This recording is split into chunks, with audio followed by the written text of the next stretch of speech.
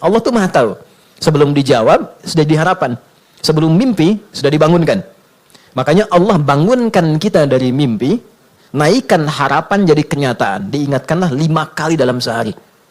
Ya kan? Padahal mandi aja 2 kali kan?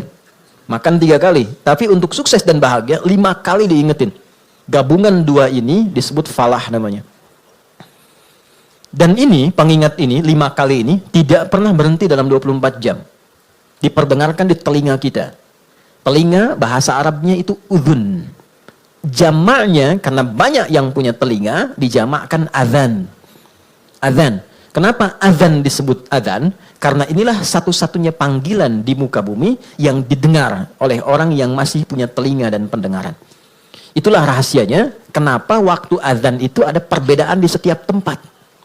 Coba, kita sekarang di Tanah Kusir misalnya kan, geser dikit Tanah Abang. Beda kan waktunya kan?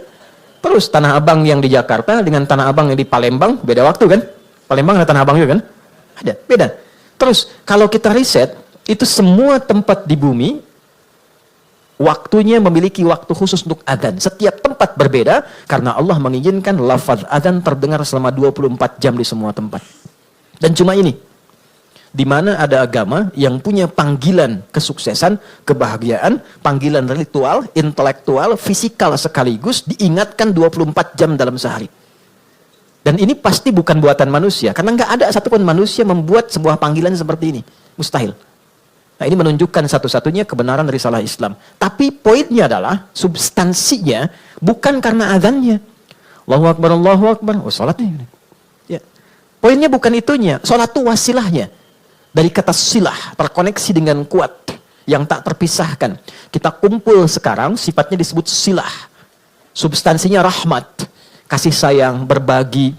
Ya, digabungkan silah dengan rahmat jadi silaturahim. Silah itu artinya hubungan pertemuan yang menghubungkan sifat kasih yang dalam, sehingga ketika berpisah itu masih ingat, bukan saat kumpul.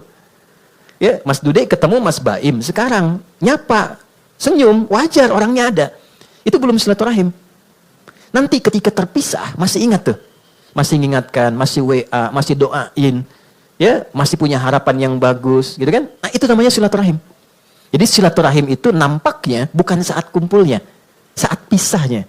Nah, pertemuan ini melatih kita mengeluarkan aura-aura kebaikan yang terbawa saat kita berpisah.